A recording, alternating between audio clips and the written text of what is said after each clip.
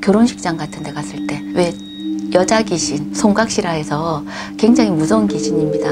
그래서 주당이 들기도 하죠.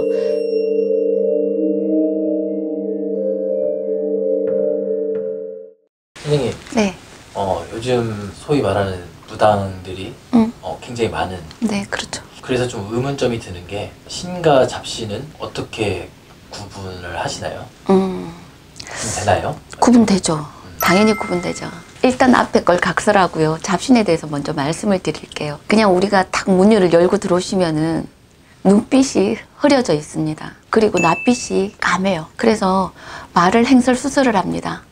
하고 자기가 잘났다고 막 얘기를 정말 보란 듯이 하고 있거든요. 옳은 신명들은 그렇지 않습니다. 귀신이 음의 기운이니까 잡신도 음의 기운입니다. 그리고 신은 양의 기운을 가지고 계십니다. 옳은 신명은 몸주신과 그 다음에 우리가 주장신으로 나누어질 수 있습니다. 주장신은 천상 도법을 받고 내려오신 남신들을 뜻하는 것이고요. 그 다음에 몸주신이라는 것은 우리 몸에 들어와서 제자를 관리 감독하시는 분을 몸주신이라고 합니다. 그때는 여신이나 남신이나 어느 분이나 되는 거죠.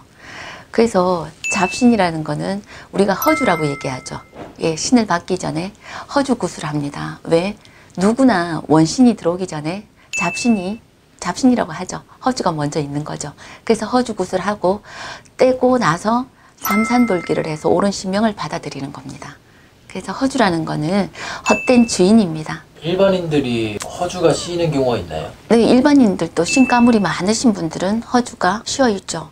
그러니까 신가물이라 하는 거는 신을 받을 수 있는 사람, 그런 몸주를 가지고 있는 사람을 신가물이라 하거든요. 그러니까 빙의하고는 차원이 다른 거죠. 빙의는 그냥 귀신. 빙의는 여기에서 타조상, 축기, 원기, 주당으로 인해서 다중인격의 어떤 형성을 보이는 거죠. 그게 빙의입니다. 네. 빙의에 대해서 좀만 더 설명해 주시면. 빙의가 되면 어떤 동물한테도 빙의가 될 수 있고요. 그러니까 애착심을 가질 때, 그 다음에 우리가 결혼식장 같은 데 갔을 때 왜 여자 귀신, 송각시라 해서 굉장히 무서운 귀신입니다. 그래서 주당이 들기도 하죠.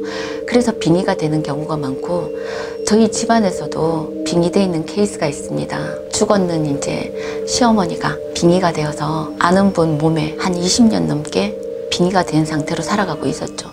그러니까 항상 저를 보면 욕을 하고 눈을 붉히고 그랬던 경우가 있습니다. 그래서 나중에 그 의식을 행해서 이제는 괜찮아지셨어요. 네. 빙의가 되면 굉장히 무서운 일들이 많이 일어납니다. 일반인들이 생각하기에 이제 빙의 같은 경우에는 정신병하고도 비슷하게 보일 수 있잖아요. 그렇죠. 그래서 빙의에 대한 구별할 수 있는 현상, 증상? 그러니까 일종의 정신과 쪽으로 보면 조현병이라고 얘기를 하실 겁니다. 근데 조현병과 우리가 빙의되는 거하고는 크게 차이가 납니다. 매번 빙의가 되어 있지는 않습니다. 시시때때로 자기가 아닌 행동을 많이 보여줍니다. 그거지 조현병처럼 막 계속 그 현상을 물고 있지는 않거든요. 네, 그래서 그 구별을 잘 하셔야 됩니다. 근데 정신과를 가시더라도 대부분이 이건 이상합니다. 우리 무속 쪽으로 한번 가보세요 하는 얘기를 하시는 분들도 있죠. 그 구분이라는 거는 빙의가 되시면 잠을 잘 못 잡니다. 근데 일종의 다중인격이 들어와 있기 때문에 내 속에 아닌 내가 들어와 있기 때문에 구별하기가 참 많이 힘이 들 겁니다. 그럴 때는 빨리 무당한테 오셔야죠. 네. 이렇게 시청해 주셔서 감사하고요. 효경함의 도경이었습니다. 감사합니다.